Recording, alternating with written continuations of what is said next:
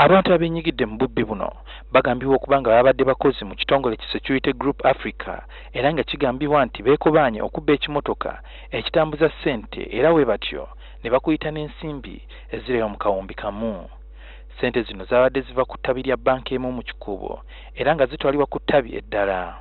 Poliisi etegeezezza nga bwe yasobodde okuzuula ekimotoka kino kye baasanzeemu obukadde 13 ate eriko ne beesobodde okukwata n'ezimu ku nsimbi zino. Twakuteko babiri, omu gwe twakute ye Makoba Geoffrey, ono ye akola ne Security Group Africa, ate nga twamusanze 10 baba bagenze ewaka era ne tumukwata nga alina $1,015,000.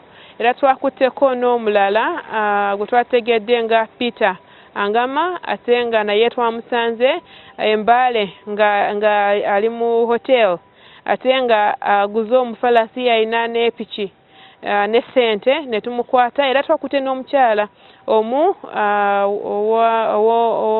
omukyala wa Dida Francis, ate nga naye twamusanze nga alina $2,25,000. Ekitongole kya Security Group kyasindise emmotoka endala okukima ensimbi zino ku poliisi 10 oluvannyuma lw'omu ku bakwate okusangibwa ne $15,000. Kyokka ensonda zitutegeezezza nti waliwo n'abapoliisi mu kitundu kino abeezibisse ku nsimbi ezaakwatiddwa era nga nabo batemeza mabega wa mitayimbwa. Omumyuka w'omwogezi wa poliisi Pole Namaye kino akiwakanyizza era n'ategeeza nti ensonga za ssente zino kati zaakwasiddwa ekitebe ky'abambega mu Kampala. Feyo twagiwadde aba special investigations era be bagiina era be bali mu kukola emirimu gino era nga bakola wamu ne poliisi ez'enjawulo mu bifo ebyo bye tulowooza nti bano abantu beekwesemu. Poliisi erabudde ebbanka n'ebitongole ebigaba obukuumi erizi bbanka okwetegereza nga abakozi babawa emirimu okusobola okwewala bino byonna.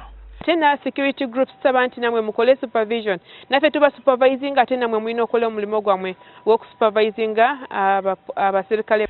Bwaba ekitongole ki Security Group Africa bwe twogeddeko nabo bategeezezza nga bwe balina ebyuma eby'amaanyi ebitambulira ku mmotoka zaabwe ez'ensimbi ssaako n'okuziketta ku satellite nga kino kye kimu ku ebyo ebyabayambyeko okukwata abamu ku bantu abenyigidde mu bikolwa bino.